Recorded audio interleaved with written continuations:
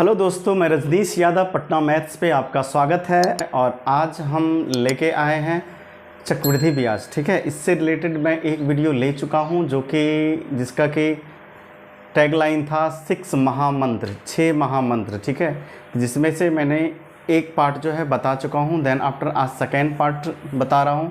ठीक है, ये एक ऐसा ट्रिक है जिससे कि आप साधारण ब्याज, चक्रवृद्धि ब्याज तथा साधारण ब्याज और चक्रवृद्धि ब्याज का अंतर कुछ भी निकाल सकते हैं, अर्थात एक लाइन में पूरा SI CI ख़त्म। ठीक है, तो देखिए आपको हम बता रहे हैं। सबसे पहले आपको दो साल की बताते हैं। देखिए होता क्या है कि मैक्सिमम एग्ज़ाम में, ठीक है, या तो 2 साल का पूछता है या तो 3 साल का पूछता है। रेयर ही ऐसा होता है कि 4 साल का चक्रवृद्धि ब्याज पूछता हो। ठीक है, तो पहले हम बताते हैं आपको 2 साल के लिए।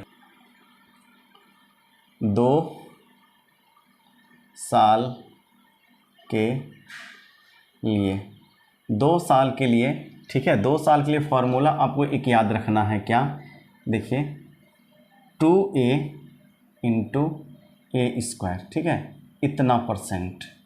ठीक है, इससे आपको एग्रीगेट परसेंट निकलेगा। इसमें देखिए 2-3 चीज़ छुपा हुआ है। ठीक है, यहाँ पे अब A क्या है? A आपका रेट है, रेट जिसको बोलते हैं दर। ठीक है, दर किस दर पे? जैसे कि सपोज दैट आपको दे दिया, हाँ, R 10% के रेट से। ठीक है, 10% के रेट से टाइम 2 साल के लिए। ठीक है, 2 साल के लिए, हाँ, किसी मूलधन का कोई सपोज दैट दे दिया आपको 1000 रुपया दे दिया, 1000 का ब्याज कितना होगा? ठीक है, मान लीजिए यही सवाल है कि रेट है 10%, टाइम है 2 साल और मेरा जो है मूलधन P, ठीक है, प्रिंसिपल P जो है मेरा 1000 है। ठीक है, इसके लिए आपको पूछेगा, सपोज दैट कि आपको पूछे, हाँ, इसका साधारण ब्याज क्या होगा? साधारण ब्याज क्या होगा? दूसरा चक्रवृद्धि ब्याज क्या होगा? तीसरा, ठीक है, CI माइनस SI, अर्थात साधारण ब्याज और, ठीक है, अर्थात कंपाउंड इंटरेस्ट और सिंपल इंटरेस्ट का अंतर, अर्थात चक्रवृद्धि ब्याज और साधारण ब्याज का अंतर यदि पूछे। ठीक है, इस तरह से आपको यदि पूछता है, ठीक है, तो आप देखिए ये सारे सवाल का आंसर सिर्फ 2 साल वाले, यदि 2 साल के लिए पूछता है तो इससे आप दे सकते हैं। ठीक है, देन आफ्टर आपको बताएंगे 3 साल के लिए। ठीक है, तो देखिए 2 साल के लिए हम निकालते हैं यहाँ पे R, अर्थात यही आपका क्या है? A है। ठीक है, हाँ, A = R अर्थात दर। ठीक है, R क्या है? दर। यहाँ पे 8 दर है, दर मेरा दिया हुआ है 10%। ठीक है, 10%। अब देखिए इसमें 3 पार्टीशन करते हैं। ठीक है, ये समूचा से आपको निकलता है, ये समूचा 2A, ठीक है, हाँ, .A², इससे निकलता है आपका चक्रवृद्धि ब्याज। चक्रवृद्धि ब्याज। ठीक है, और ये जो पहला टर्म है, पहला टर्म, हाँ, इससे निकलता है 2A। ठीक है, ये है साधारण ब्याज का, ठीक है, साधारण ब्याज का नेट, ये चक्रवृद्धि ब्याज का नेट प्रतिशत। ठीक है, और ये है साधारण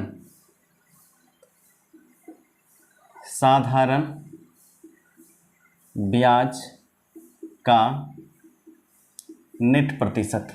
ठीक है, देन आफ्टर ये जो टर्म दिख रहा है आपको, ये टर्म जो दिख रहा है, ये है आपका, ठीक है, चक्रवृद्धि ब्याज माइनस साधारण ब्याज का अंतर का नेट प्रतिशत।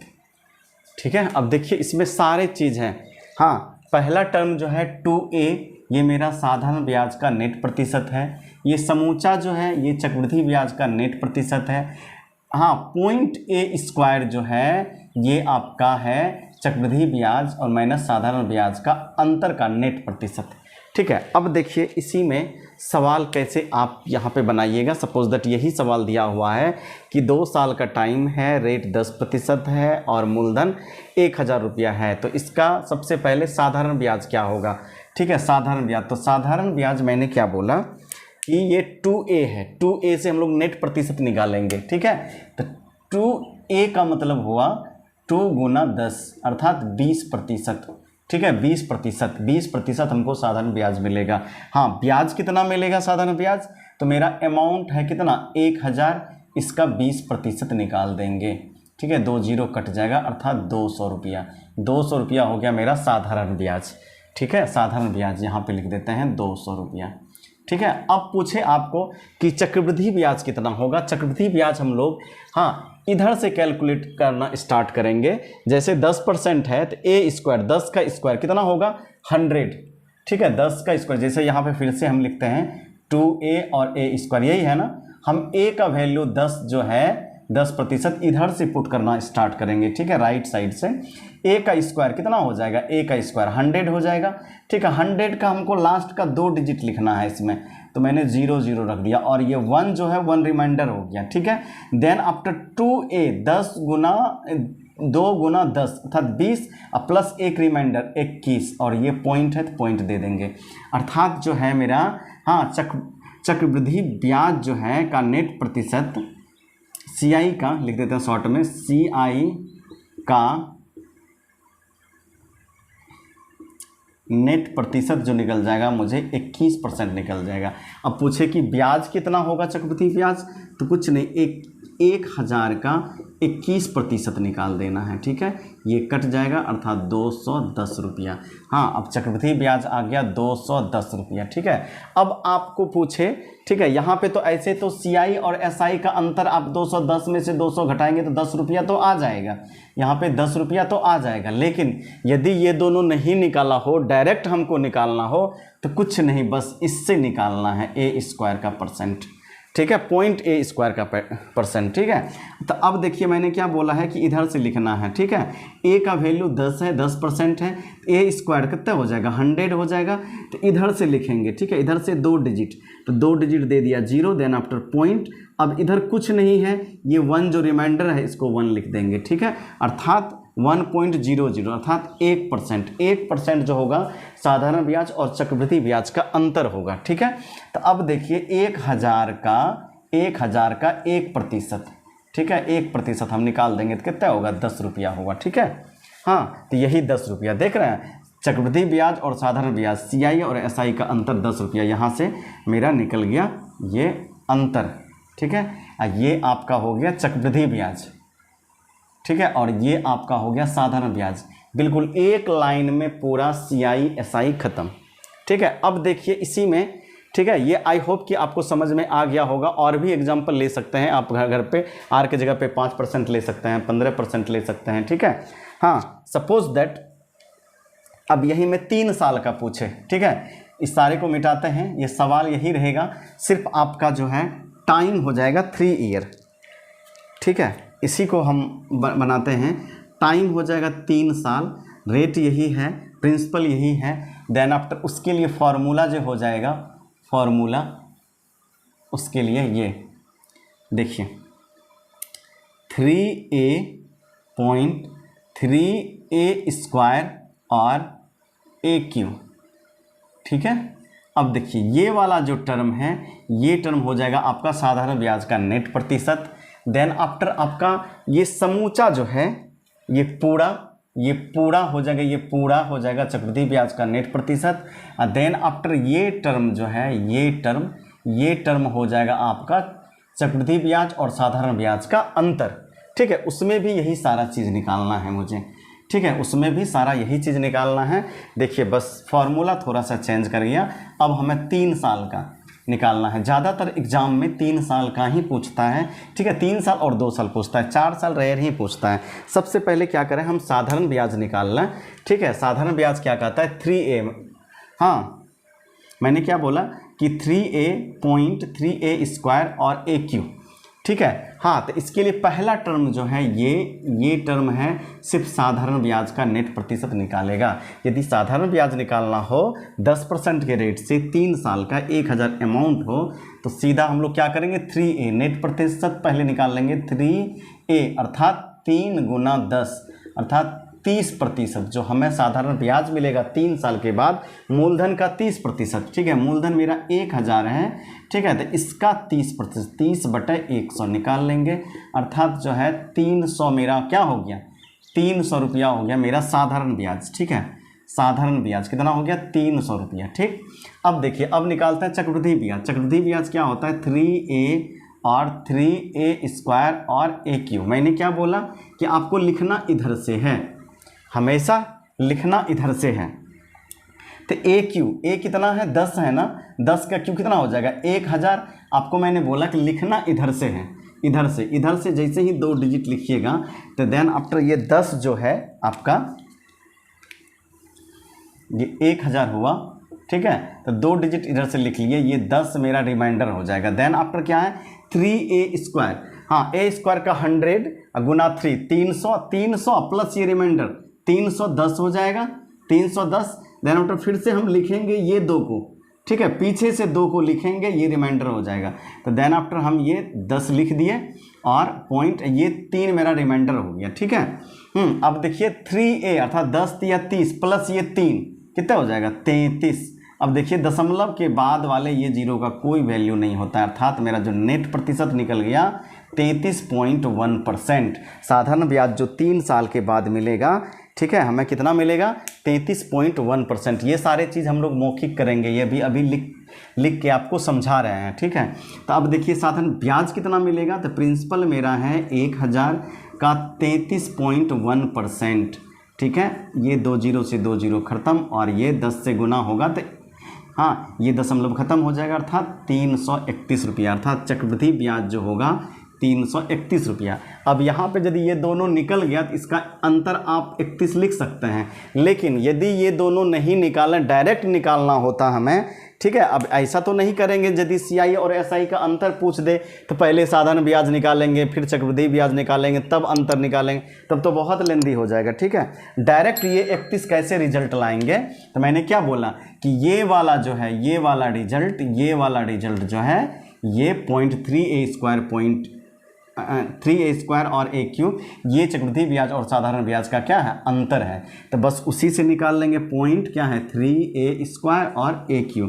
हाँ, AQ अर्थात 1000 हो गया 10 का Q क्योंकि A क्या है मेरा दर है 1000 हो जाएगा। लास्ट से दो डिजिट लिखेंगे। ठीक है, देन आफ्टर ये 10 रिमाइंडर हो जाएगा। हाँ, फिर जाके क्या है A² 10 का स्क्वायर 100 गुना 3 300 प्लस 10 310 का जो है 10 लिखेंगे और 3 जो है पॉइंट की इस साइड आ जाएगा। ये हाँ पॉइंट के बाद का ये 0 का वैल्यू नहीं होता है अर्थात जो है हमें हाँ CI SI का जो अंतर है नेट प्रतिशत कितना निकल गया 3.1%। 3.1% किसका मूलधन का।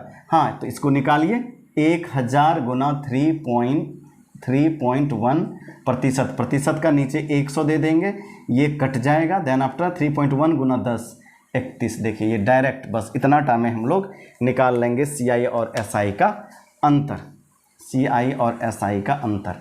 ठीक है, ये हो गया आपका CI माइनस SI। ठीक है, और आपका ये जो है ये निकल गया ये रिजल्ट निकल गया आपका CI और ये रिजल्ट आपका निकल गया क्या SI। बिल्कुल एक लाइन में पूरा चक्रवृद्धि ब्याज खत्म। अब देखिए इसी में सवाल कैसे दे सकता है, सवाल कुछ भी दे सकता है। ठीक है, हाँ चलिए इसको क्लीन करते हैं। बस ये आपका हो गया ये पार्ट, पहला पार्ट हो जाता है SI, पूरे पार्ट CI, ये पार्ट CI और SI का अंतर। ठीक है, ध्यान से देख लीजिए, स्क्रीनशॉट ले लीजिए, ज़्यादातर इतना ही डाटा पूछता है। देन आफ्टर देखिए इसी में अब कॉम्प्लिकेटेड कैसे पूछेगा। ठीक है, कॉम्प्लिकेटेड कैसे पूछेगा आपको, हाँ जैसे यही था। ठीक है, आपको यही था, आपको क्या करता कि आपको दे देता कि मेरा CI और SI का अंतर जो है, हाँ CI और SI अर्थात चक्रवृद्धि ब्याज और साधारण ब्याज का अंतर जो है हमको 100 रुपया है, ठीक है, 100 रुपया। तो वो कौन सी मूलधन है, हाँ वो कौन सी मूलधन है, ठीक है, कौन सी धन था जिसका CI और SI का अंतर इतना है और रेट जो है मेरा 10% है, ठीक है, 10% है।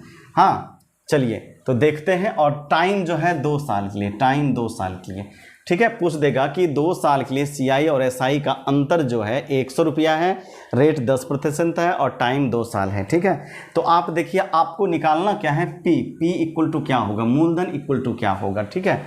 हाँ तो आपको देखिए सबसे पहले क्या करना, फॉर्मूला क्या होता है 2A × A², ठीक है। तो मैंने क्या बोला कि ये वाला जो पोर्शन है CI और SI का अंतर होता है, ठीक है।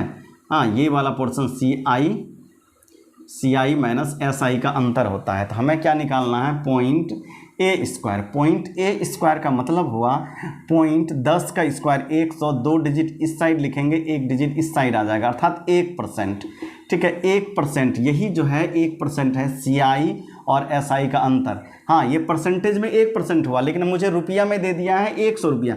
जब 1% जो है 1% 100 रुपया का बराबर है तो 100% कितना हो जाएगा, ठीक है, 100% गुना 100 अर्थात 10,000 रुपया मेरा ये क्या निकल गया, प्रिंसिपल निकल गया, P निकल गया, ठीक है, यही P, ठीक है, जो पूछ रहा था P 10,000 रुपया। 10,000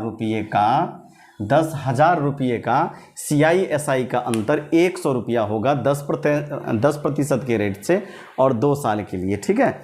हाँ यही पूछता, ठीक है, नहीं यही पूछता आपको कि P का मान बताइए और टाइम 3 साल रहेगा, ठीक है। हाँ और अंतर यही है, तो आप पॉइंट 3A² और AQ यही था ना, ठीक है।